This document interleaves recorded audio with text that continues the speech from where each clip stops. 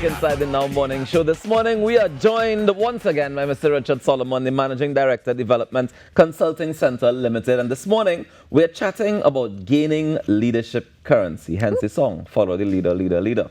However, I don't think it's as simple as that, is it, Mr. Solomon? Never as simple as that. Last time you were here, you spoke about power distance. Yes. Can you refresh us as to what power distance really is about? So it has to do with how well people at the deeper levels of the society and the less powerful tolerate an uneven distribution of power. Yeah. Different societies are different. So in Trinidad and Tobago, we try to sort of even it out. We know there are people who are more powerful than us, but we don't want to feel that distance. Right. So we're not absolutely low, but we're under 50% when it comes to power distance. In other words, we prefer a narrower power distance versus a broader one. I'm still not sure what I mean. Right. What is the power distance? People with power, who is considered somebody with power? So you're not better than nobody? Right. But line up like everybody else. Right. But who you feel you is. Right. All of those are examples.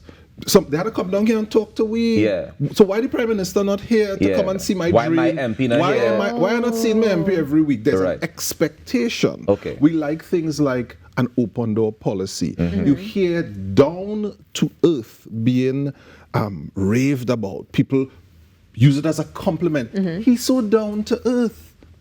There is this, we don't want to feel like we are too distant away from those who are very powerful in this society. Familiarity. We want to have that appearance of familiarity. Yeah. Okay, so how does power distance affect leadership effectiveness? Right. So leadership doesn't exist in a vacuum. So if you're leading, you have to be very mindful of the people that you're leading and the situation in which you find yourself. So in other societies or in other organizations, let's go with societies, people do not mind you telling them, go and do this. In this part of the world, in a place like Trinidad and Tobago, could you do this for me, please? Carries more currency.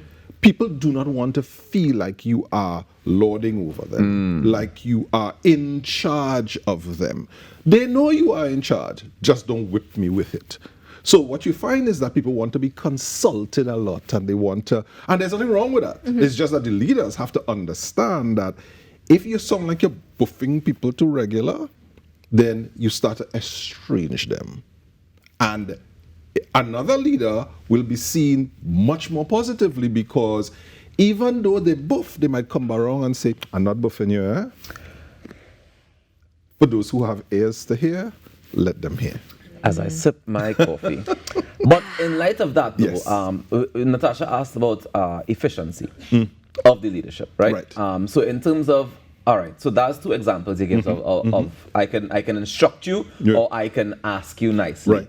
Right. Is there another approach where I can say, come help me with this? Yes. And I am also doing the work? Does that also make you As a matter of fact, I'm glad you raised that. Because another thing that we hear about a lot in our society is people at the deepest levels say things like, those bosses don't do anything. Them don't do no work. We just do all the work here. Almost like there's a loss of recognition for the strategic and the tactical work that happens at higher levels of the organization. Why is that? Well, I think there are two reasons. I mean, one is the whole issue of power distance, but I think the other reason is that there isn't always a good understanding of what work is. Some people feel that work, the only work that counts is the one that gets you physically tired. So if I'm on the ground and I'm running and I'm doing whatever, I'm digging the drain or I'm moving the cameras, then I am working. But the people who are planning this thing out and making sure all the pieces work together, formulating the strategy for the TTPS, like your last guest was talking about, is that really work? Not everyone sees that as work as such. I also think, just to throw another thought in the bin, is that oftentimes when we see those strategic approaches, the people on the deepest level who have to execute this strategic approach often feel as though, well, you're telling me to do this, but it doesn't make sense with the environment that I have to work in. It doesn't make sense with the day-to-day runnings of the things that I actually do. So are you aware of what actually happens here versus what your vision of it might be? And so that is true. People want to be consulted from very early in the process. When we work with organizations in strategic planning, for example, without exception, we would never build a strategic plan without talking to all the stakeholders, or the major stakeholders, of which the staff are some of those. You have to talk to those people, because the reality is, if I worked in the studio and my job was to clean these floors, carpets and whatever it is, my manager doesn't know these floors like me. They can't possibly. There are nuances and realities in this situation that they can't know just because they don't spend as much time doing that thing. So you need to consult so that you have as best possible alignment, as best possible. It's never going to be perfectly aligned, as in the reality of what exists and what you're asking me to do fits perfectly. Very often it won't fit perfectly, but it will fit better because people are consulted. Okay, so then in light of that, right, let's use that particular example. Right. Here you're cleaning the floors, you have the gentleman upstairs or downstairs who is basically in a managerial position. To be fair, how feasible is it to actually narrow that power distance? Because the reality is you're not on the ground. Right. So there are two things. Thing number one, and this is probably the biggest one. If you are 5 levels up, there's no requirement for you to always be available and always be talking to the people on the ground. But who supervises the people on the ground? Do they have the ability to, one, get that information out of the ground people? And ability is probably not the only word. Another word is, do they have the currency? In other words, will people talk to them? I can't tell you how many times I've worked in organizations as a consultant and people come, I'm having lunch, people come and say, I could talk to you.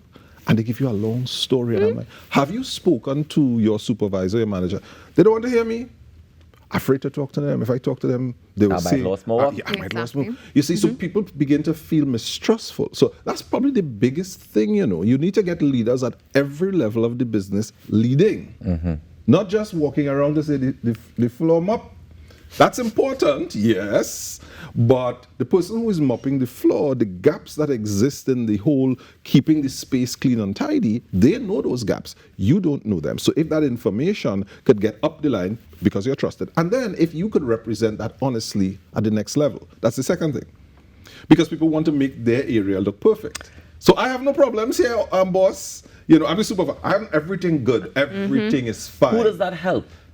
It helps no one, except it helps me feel better about myself, and I don't get, quote unquote, hung out to dry. Because sometimes when you tell the truth, it's an inconvenient truth. And so people begin to self-protect. So then ego becomes a part of the challenge. That's the problem.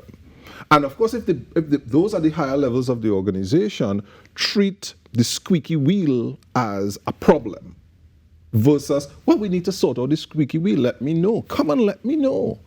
And the way they respond to that will train people how to deal with that the next time around. If I go to the manager as the supervisor and say, boss, we have a problem here. So is the case. And then he or she says, okay, what's the solution? I don't want to beat you up. I'm not upset with you. We have a problem. You have pointed it out. What is the solution? I have half of a solution. Tell me. Let's have a discussion about that. Who has the rest of the solution? Well, bring your people in now. Let's have a discussion. Real cool. We're working together here. All right. Which narrows the power distance as well. It definitely does. But most times, in my little experience, right, what I've realized is that people come with the problem. Right. With no solution. Yeah. Not even a half a solution. So the leaders, not even an idea of a solution. The leaders have to facilitate that. The leaders have to facilitate, one, it's okay to think for yourself. 2, I want to hear your thoughts. 3, there are things you know I can't possibly know because of where I sit. And as a result of that, you now are indispensable in making this thing work better. And let me tell you, without exception, any organization I walk into, you point out a process to me, we've done this in organizations. They say this process is failing, we're losing money as a result. I say, give me the people who use the process, down to the deep, give me the forklift driver, give me the warehouse attendant. And we sit with them. I kid you not, in every situation, those people have the answers. Because I walk in there, we don't know that business. I'm not a warehouse expert. I'm not someone who does that work. But those people, because they are in it, they know it. So you really need to facilitate that. Let's have that discussion. Let me harness that and then give you praise when you've added to it as well. Can I ask then, if it is that you have encountered people taking the responsibility or taking accountability for being a part of the problem? Because if the process works fine, right? But the people who have to implement the process are a part of the problem. Have you encountered a situation where the people take accountability and say, yeah, I know I could do better? People tend to say, if there's a problem here, and you ask them, okay, how many of you believe you are part of the problem? No hands go up. How many of you believe other people are part of the problem? All hands go up. So you have to be creative as a leader in being able to figure out where those problems exist and make it safe for leaders to raise their hands, for people to raise their hands. A lot of times people feel that they have, as I said, to protect themselves. And we have this thing in psychology called the fundamental attribution error. So in other words, if you're driving on the road and if you get into an accident, you were speeding, you were drunk. If I get into an accident, I get a bad drive. Right. So it's always somebody else's fault. So that's very common, and we see it in organizations as well. Smart leaders know how to navigate those kinds of issues. Yeah, I understand. It's not you, it's other people. Let's talk about how are these other people behaving, and what do we need to do to get them to behave differently? I know you are part of it, but I don't need to beat you with that. That's not going to help us. Unless, of course, I need to hold you accountable specifically. And that's a different thing. And even that requires a certain skill set that many leaders don't. So we're hearing all of this, of course, which is the problems and the individual who you have to deal with regardless of the situation. But what about external factors? As a leader, you definitely are going to have to, of course, look at those other components that may contribute to taking accountability, not necessarily having that relatability or even that care. Could it be said that some of the factors are cultural, maybe also generational as well? Yeah. And how do we treat with those moving forward to start to sort of break that down and rebuild everything? So yes, those factors are cultural, they are generational. Those two do overlap, culture, generations.